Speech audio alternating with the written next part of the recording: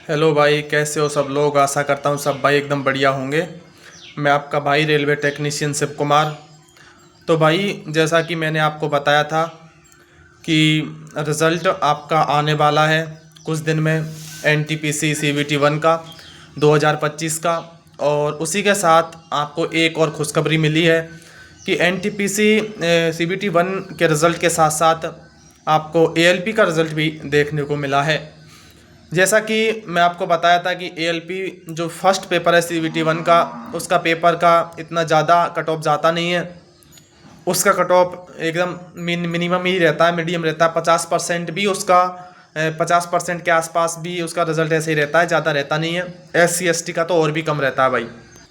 उसी के साथ आप जैसे देख सकते हैं कि जो एनटीपीसी में जो कैटेगरी 1 है, कैटेगरी 2 है, कैटेगरी 1 की ज़्यादा कट ऑफ गई है भाई। कैटेगरी 1 की तो हमेशा कट ऑफ ज़्यादा जाएगी ही, क्योंकि कैटेगरी 1 में हमेशा अच्छी पोस्ट रहती है। ठीक है। जैसा कि आपने देखा होगा, टाइपिंग वाली पोस्ट है कैटेगरी 5 में।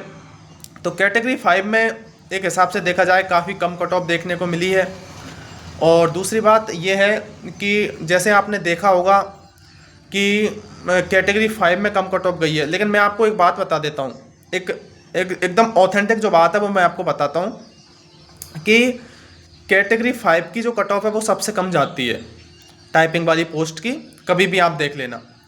तो काफ़ी भाई बोल रहे थे जिनका एनटीपीसी में ग्रेजुएशन में भी हुआ है, अंडर ग्रेजुएशन में भी हुआ है, जिनका सीसीटीसी पोस्ट पे हुआ है, सीसीटीएस पोस्ट पे हुआ है, वो ऐसे बोलते हैं कि भाई टाइपिंग की कट ऑफ हमारी सीसीटीएस से और सीसीटीसी से कम जाएगी कि ज़्यादा जाएगी।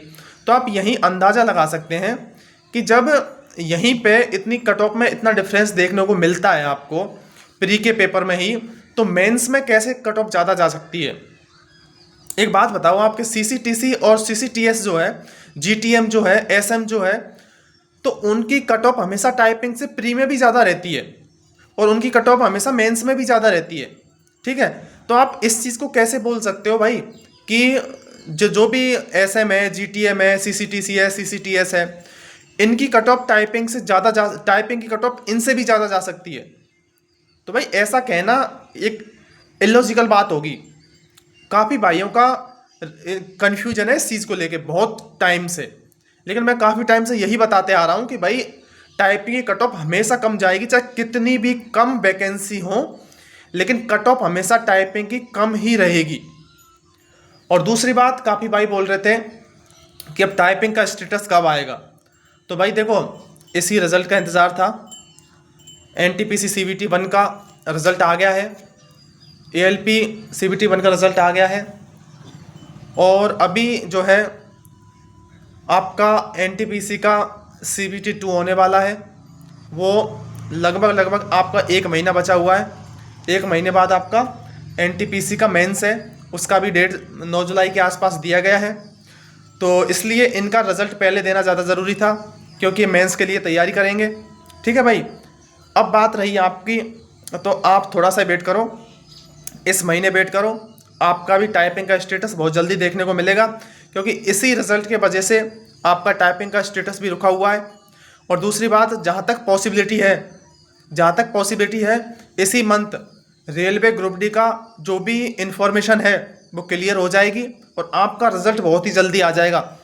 ग्रुप डी का भी ये एक आपके लिए सूचना है अच्छी कि ग्रुप डी का जो कोर्ट केस है बहुत जल्दी फाइनल होने वाला है, और मोस्टली चांस है कि इसी महीने फाइनल हो जाएगा और आपका इसी मंथ लास्ट में या नेक्स्ट मंथ में आपका ग्रुप डी का रिजल्ट देखने को मिल जाएगा। दूसरी बात, सारे भाई फिजिकल करते रहें ग्रुप डी वाले, क्योंकि उनको टाइम ज़्यादा मिलने वाला है नहीं, जैसा कि पिछली बार दिल्ली पुलिस में किया गया था। उसके बाद में एनटीपीसी वाले भाई हैं, मेंस के लिए 1 महीना बाकी है। जी जान लगा के मेहनत करो। ठीक है भाई। दूसरी बात कि एएलपी वाले भाई हैं जो साइको पे और इंजीनियरिंग ड्राइंग पे और आपकी जो ट्रेड का जो एग्ज़ाम होगा उस पे, इन 2-3 चीज़ों पे आप बिल्कुल अच्छे से मेहनत करें, क्योंकि इनसे ही आपका आगे का फ्यूचर तय होने वाला है एएलपी में। ठीक है भाई। बाकी बात यह है कि काफ़ी का धीरे धीरे करके डॉक्यूमेंट्स वेरिफिकेशन का डेट आता जा रहा है, और ये एनटीपीसी में भी जो है इनका लगभग लगभग ग्रेजुएशन में इनका डीवी कंप्लीट होने वाला है। लगभग जोन का। तो सेकंड डीबी लिस्ट भी आएगा, लगभग 1 से 2 वीक का टाइम लगेगा, तो आप उसका भी वेट कर सकते हैं, क्योंकि आपका जो ब्लॉक डेट होगा उसके बाद में वो चीज़ें आएंगी। ठीक है भाई। बाकी मैं ये बताना चाहता हूँ कि टाइपिंग की ज़्यादा कट ऑफ नहीं गई है। और दूसरी बात, सब लोग भागते हैं जीटीएम के पीछे, एसएम के पीछे, सीसीटीएस के पीछे। तो मैं आपको सबसे बढ़िया बात बता देता हूँ कि सबसे बढ़िया पोस्ट ही टाइपिंग की होती है एनटीपीसी के अंदर।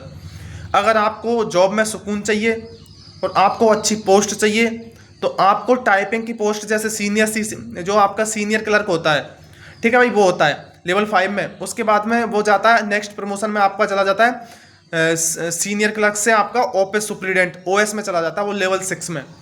सारे जो भी ऑफिस वर्क होगा, या तो उसको डीआरएम ऑफिस मिलेगा, या फिर आपकी जो ज्वाइनिंग करवाएगा वो पर्सनल ब्रांच में वो ओएस मिलेगा, या फिर आपको जो और है, जो जैसा कि आपका और भी किसी भी वर्कशॉप में होगा तो वहाँ मिलेगा। तो उनका कोई ज़्यादा माथापच्ची नहीं रहता, बहुत शानदार जॉब रहती है।